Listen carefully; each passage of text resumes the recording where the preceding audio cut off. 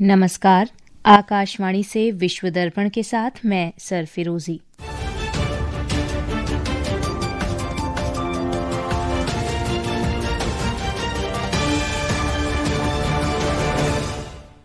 भारत और रूस ने प्रमुख क्षेत्रों में संबंध मजबूत करने और सहयोग बढ़ाने के उपायों पर चर्चा की। राष्ट्रपति पुतिन ने उर्वरक आपूर्ति बढ़ाने का प्रस्ताव दिया। राष्ट्रीय सुरक्षा सलाहकार अजीत डोभाल 25वीं भारत चीन सीमा वार्ता के लिए पेइचिंग पहुंचे। भारत ने भूमि को फिर से उपजाऊ बनाने और सूखा प्रबंधन के लिए पर्याप्त और विविध अंतर्राष्ट्रीय वित्तीय सहायता का आह्वान किया। भारत ने दक्षिण सूडान में संयुक्त राष्ट्र शांति सैनिकों पर हमले की निंदा की। ईरान ने प्रस्तावित अमरीकी प्रतिबंधों पर कड़ी कार्रवाई की चेतावनी दी और कोलंबो क्रिकेट टेस्ट में ध्रुव जुरेल और देवदत्त पड्डिकल के शतकों की बदौलत भारत ने श्रीलंका के खिलाफ पहली पारी 9 विकेट पर 503 रन बनाकर घोषित की। अब समाचार विस्तार से। विदेश मंत्री सुब्रमण्यम जयशंकर ने आज मॉस्को में रूस के राष्ट्रपति व्लादिमीर पुतिन से मुलाकात की। इस दौरान भारत और रूस ने प्रमुख क्षेत्रों में संबंध मजबूत करने और सहयोग बढ़ाने के उपायों पर चर्चा की। डॉ जयशंकर ने कहा कि दोनों देशों के बीच संबंध लगातार सुदृढ़ हुए हैं।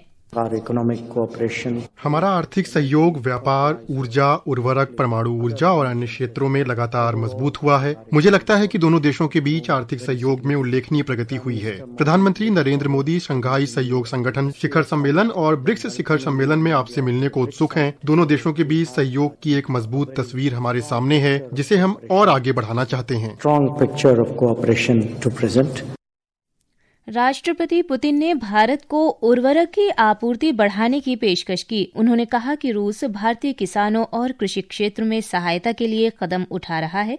उन्होंने इस वर्ष दोनों देशों के बीच व्यापार में बढ़ोतरी का भी उल्लेख किया।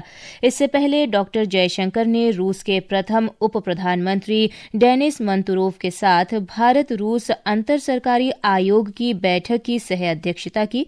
डॉ जयशंकर ने बताया कि बैठक में द्विपक्षीय व्यापार और आर्थिक सहयोग बढ़ाने के उपायों पर चर्चा हुई। प्रोग्रेस ऑन मार्केट एक्सेस, बाजार तक बेहतर पहुंच, शुल्क और गैर शुल्क बाधाओं को हटाना, भुगतान व्यवस्था को मजबूत करना और दोनों देशों के कारोबारियों के बीच सहयोग बढ़ाना इस असंतुलन को दूर करने के लिए महत्वपूर्ण होगा। इससे वर्ष 2030 तक द्विपक्षीय व्यापार को 100 अरब अमेरिकी डॉलर तक पहुंचाने के साझा लक्ष्य को हासिल करने में मदद मिलेगी। इन बायलैटरल ट्रेड बाय 2030। राष्ट्रीय सुरक्षा सलाहकार अजीत डोभाल आज चीन की राजधानी पेइचिंग पहुंचे। वे कल चीन के राष्ट्रीय सुरक्षा सलाहकार वांग यी के साथ भारत चीन सीमा मुद्दे पर विशेष प्रतिनिधियों की 25वें दौर की वार्ता में शामिल होंगे। मीडिया को जानकारी देते हुए चीन के विदेश मंत्रालय के प्रवक्ता लिन जियान ने बताया कि श्री डोभाल और श्री वांग सीमा मुद्दे के साथ साथ द्विपक्षीय, क्षेत्रीय और अंतर्राष्ट्रीय संबंधों पर भी विस्तार से चर्चा करेंगे। वर्ष 2020 में गलवान घाटी में हुई झड़प और पूर्वी लद्दाख में लंबे समय तक चले सैन्य गतिरोध के बाद भारत और चीन के संबंधों में काफी तनाव आया था। हालांकि उसके बाद दोनों देशों ने संबंधों को स्थिर करने के लिए कई कदम उठाए हैं। श्री डोभाल और श्री वांग सीमा वार्ता तंत्र के लिए नियुक्त विशेष प्रतिनिधि हैं। ये तंत्र वर्ष 2003 में भारत चीन के बीच 3,400 किलोमीटर से अधिक लंबी सीमा के विवाद का व्यापक समाधान निकालने के लिए बनाया गया था। चीन में विशेष प्रतिनिधियों की वार्ता से पहले विदेश मंत्री डॉ एस जयशंकर ने शनिवार को दोहराया कि सीमा क्षेत्रों में शांति और स्थिरता चीन के साथ अच्छे संबंधों के लिए आवश्यक है। अपनी यात्रा के दौरान राष्ट्रीय सुरक्षा सलाहकार चीन के उपराष्ट्रपति हान जिंग से भी मुलाकात करेंगे। वाणिज्य और उद्योग मंत्री पीयूष गोयल ने कहा है कि भारत विनिर्माण इकाइयां स्थापित करने की इच्छुक कंपनियों की चिंताओं के समाधान के लिए अगले 2 महीनों में वर्तमान नियमों में संशोधन करेगा और नए नियम बनाएगा। टोक्यो में एक कार्यक्रम में श्री गोयल ने बताया कि उन्होंने 2 बड़ी कंपनियों के प्रतिनिधियों से मुलाकात की। इनमें से एक कंपनी भारत में सेमीकंडक्टर उपकरण का विनिर्माण शुरू करना चाहती है और दूसरी ऑटोमोबाइल कलपुर्जा क्षेत्र में काम करती है। उन्होंने कहा कि सरकार निवेशकों की उचित और जायज मांगों के समाधान के लिए जरूरी नियमों में बदलाव करने को तैयार है। भारत जापान आर्थिक संबंधों पर श्री गोयल ने कहा कि दोनों देशों की अर्थव्यवस्थाएं एक दूसरे की पूरक हैं।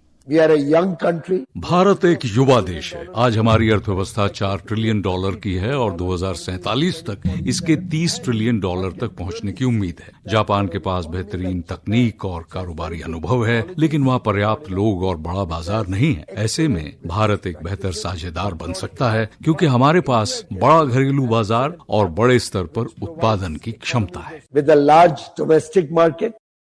श्री गोयल ने कहा कि भारत ने पिछले 4 वर्षों में 9 मुक्त व्यापार समझौते किए हैं। श्री गोयल दोनों देशों के बीच आर्थिक संबंधों को मजबूत करने के लिए करीब 200 कारोबारियों के प्रतिनिधिमंडल का नेतृत्व कर रहे हैं। विश्व दर्पण समाचार आकाशवाणी से प्रसारित किए जा रहे हैं। ताज़ा समाचार जानने के लिए आप हमारे social media handle x@AIR news Hindi को फॉलो कर सकते हैं। विश्व दर्पण में आपका फिर स्वागत है। भारत ने भूमि की उर्वरता बहाल करने और सूखे से निपटने की क्षमता को मजबूत करने के लिए विभिन्न और पर्याप्त संख्या में अनुमान आधारित तथा लगातार उपलब्ध होने वाली अंतर्राष्ट्रीय वित्त योजनाओं की जरूरत पर बल दिया है।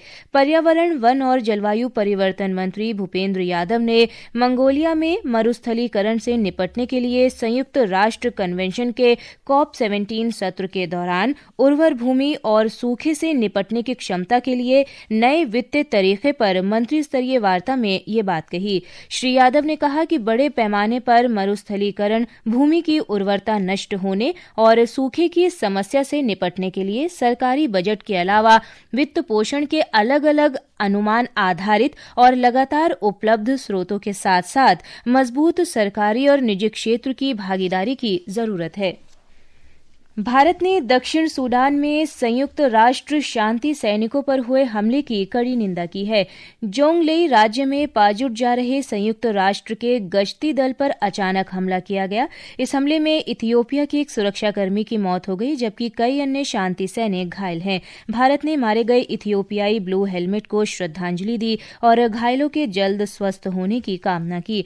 भारत ने कहा कि संयुक्त राष्ट्र के कर्मियों और परिसरों की सुरक्षा का सम्मान किया जाना चाहिए। भारत ने हमले की तत्काल और निष्पक्ष जांच की मांग करते हुए दोषियों को सजा दिलाने और जवाबदेही तय करने पर बल दिया है। ईरान ने चेतावनी दी है कि आज रात घोषित होने वाले नए अमेरिकी प्रतिबंधों से क्षेत्र में शांति स्थापित नहीं होगी।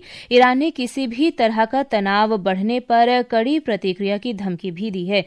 ईरान के विदेश मंत्रालय के प्रवक्ता इस्माइल बगाई ने कहा कि ईरान अमेरिका और उसके सहयोगी देशों को अमेरिकी प्रतिबंधों का कड़ा जवाब देगा। उन्होंने चेतावनी दी कि किसी भी तरह के तनाव के गंभीर परिणाम होंगे। ये चेतावनी ईरान और अमेरिका के बीच संघर्ष समाप्त करने के लिए हफ्तों से चल रही वार्ता में गतिरोध के बाद आई है। ईरान ने हॉर्मुज जल डमरू मध्य को फिर से खोलने की शर्तों में अमेरिकी नौसैनिक नाकाबंदी हटाने, क्षेत्र से अमेरिकी सेनाओं की वापसी और संघर्ष के दौरान हुए नुकसान के मुआवजे की भी मांग की है। कोलंबो में श्रीलंका के साथ दूसरे और अंतिम क्रिकेट टेस्ट मैच में भारत ने पहली पारी 9 विकेट पर 503 रन बनाकर घोषित की। जवाब में श्रीलंका ने पहली पारी में दूसरे दिन का खेल समाप्त होने तक 2 विकेट पर 8 रन बना लिए हैं। भारत की ओर से ध्रुव जुरेल और देवदत्त पड्डीकल ने शतकीय पारी खेली। भारत श्रृंखला में 1-0 से आगे है। अंत में मुख्य समाचार एक बार फिर। भारत और रूस ने प्रमुख क्षेत्रों में संबंध मजबूत करने और सहयोग बढ़ाने के उपायों पर चर्चा की। राष्ट्रपति पुतिन ने उर्वरक आपूर्ति बढ़ाने का प्रस्ताव दिया। राष्ट्रीय सुरक्षा सलाहकार अजीत डोभाल 25वीं भारत-चीन सीमा वार्ता के लिए पेइचिंग पहुंचे। भारत ने भूमि को फिर से उपजाऊ बनाने और सूखा प्रबंधन के लिए पर्याप्त और विविध अंतर्राष्ट्रीय वित्तीय सहायता का आह्वान किया। भारत ने दक्षिण सूडान में संयुक्त राष्ट्र शांति सैनिकों पर हमले की निंदा की। ईरान ने प्रस्तावित अमेरिकी प्रतिबंधों पर कड़ी कार्रवाई की चेतावनी दी। और कोलंबो क्रिकेट टेस्ट में ध्रुव जुरेल और देवदत्त पड्डीकल के शतकों की बदौलत भारत ने श्रीलंका के खिलाफ पहली पारी 9 विकेट पर 503 रन बनाकर घोषित की। इसके साथ ही विश्व दर्पण का ये अंक समाप्त हुआ। नमस्कार।